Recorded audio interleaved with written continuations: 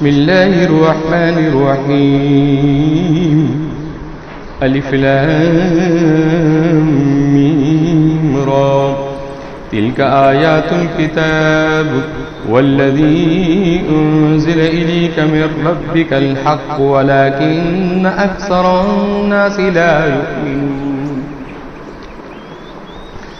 الله الذي رفع السماوات بغير عمد ترونها ثم استوى على العرش وسخر الشمس والقمر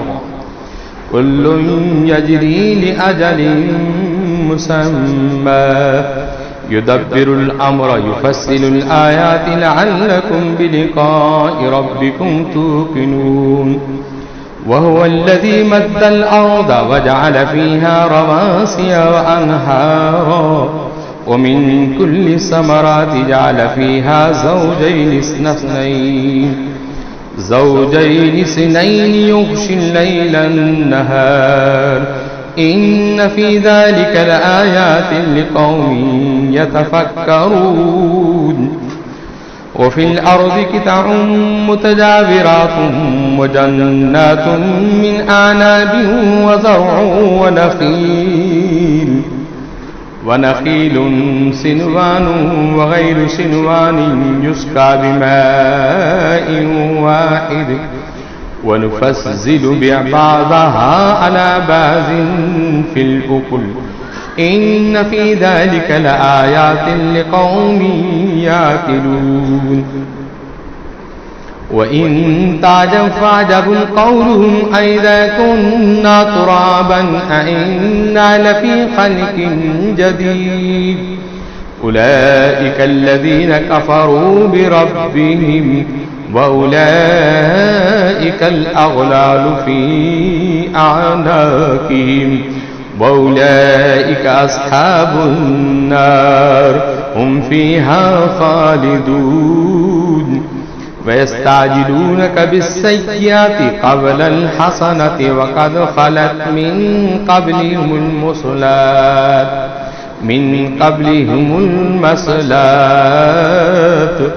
وإن ربك لذو مغفرة للناس على ظلمهم وإن ربك لشديد العقاب ويقول الذين كفروا لولا أنزل عليه آية من ربه إنما أنت منذر ولكل قوم هاد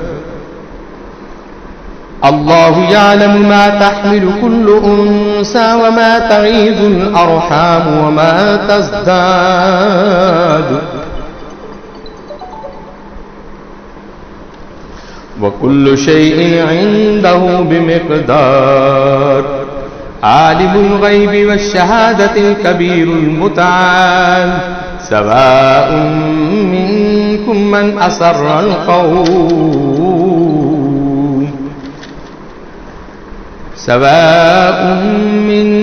من أسر القول ومن جار به ومن هو مستخف بالليل وسارب بالنهار له معقبات من بين يديه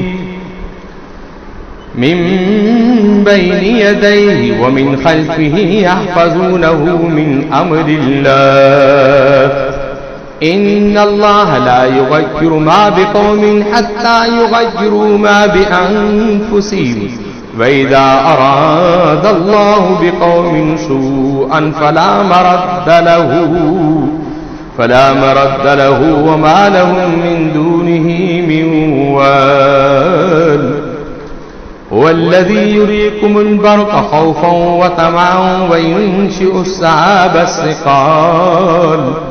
ويسبح الرعد بحمده والملائكة من خيفته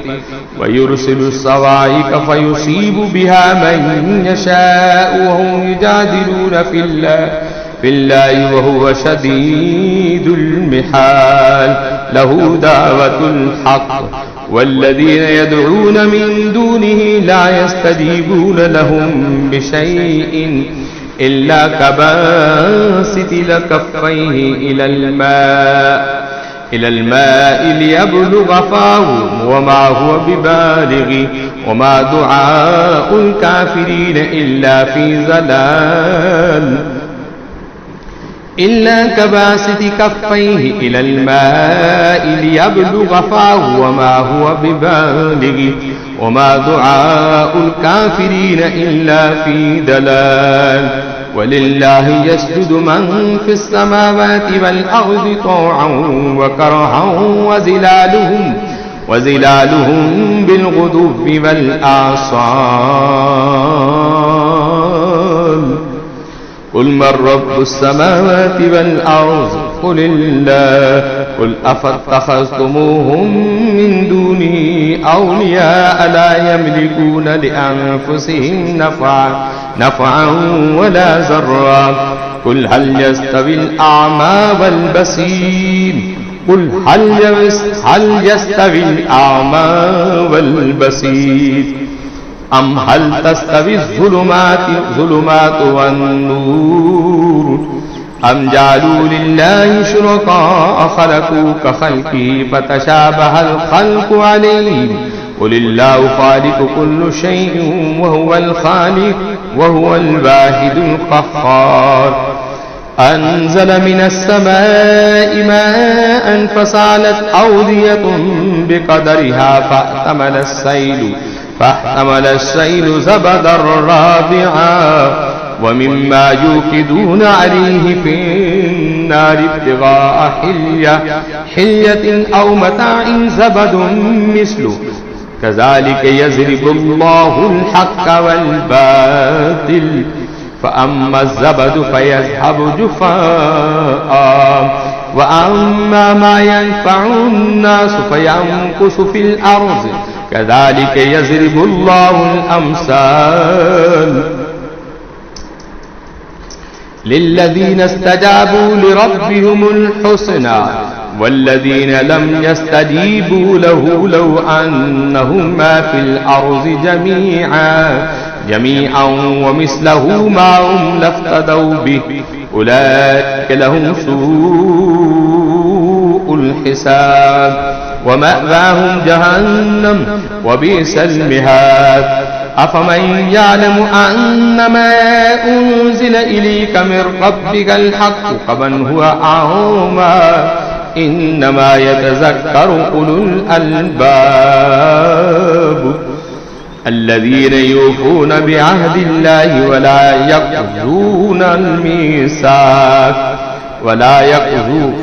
يقضون الميثاق والذين يصلون ما أمر الله به أن يوصل ويخشون ربهم ويخافون سوء الحساب والذين صبروا ابتغاء وجه ربهم وأقاموا الصلاة وأنفقوا مما رزقناهم سرا وعلانية ويدرؤون بالحسنة السيئات أولئك لهم عقبى الدار جنات عدن يدخلونها ومن صلح من آبائهم وأزواجهم وذرياتهم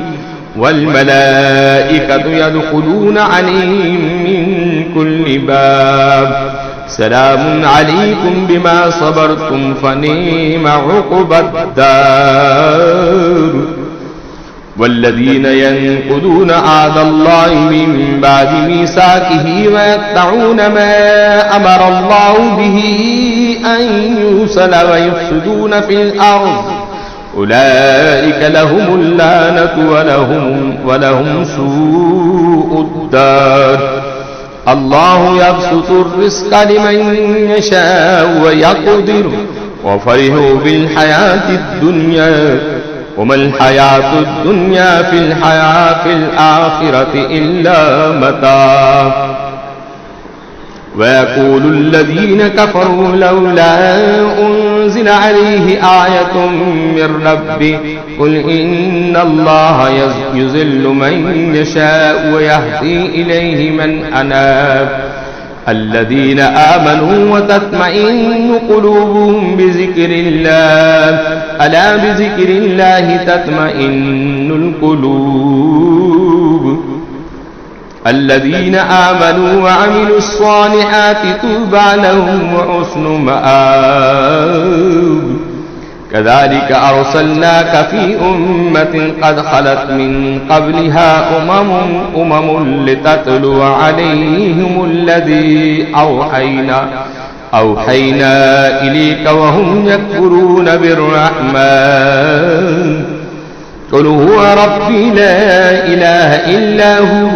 عليه توكلت وإليه متاب ولو أن قرآنا سيرت به الجبال أو قطعت به الأرض أو كلم به الموتى بل لله الأمر جميعا أفلم ييأس الذين آمنوا أن لو يشاء الله لهدى الناس جميعا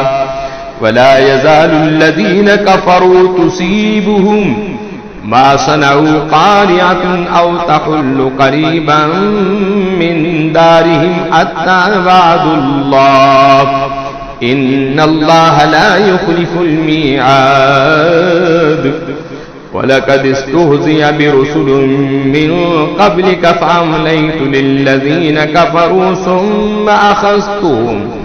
فكيف كان عقاب أفمن هو قائم على كل نفس بما كسبت وجعلوا لله شركاء قل سموهم أم تنبئونه بما لا يعلم في الأرض أم بظاهر من القول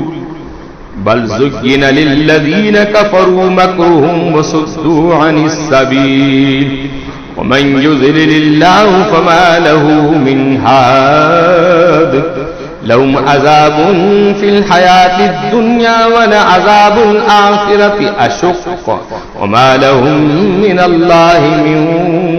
واق مثل الجنة التي وعد المتقون تجري من تحتها الأنهار أكلها دائم وظلها تلك عقبى الذين اتقوا وعقبى الكافرين النار والذين آتيناهم الكتاب يفرحون بما أنزل إليك ومن الأحزاب من يكفر بعضا قل إنما أمرت أن أعبد الله ولا أشرك به إليه أدعو وإليه مآب وكذلك أنزلناه حكما عربيا ولئن اتبعت أهواءهم بعدما جاءك من العلم ما لك من الله من ولي ولا واق ولقد أرسلنا رسلا من قبلك وجعلنا لهم أزواجا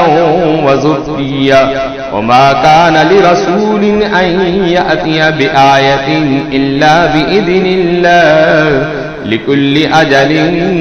كتاب يمحو الله ما يشاء ويثبت وعنده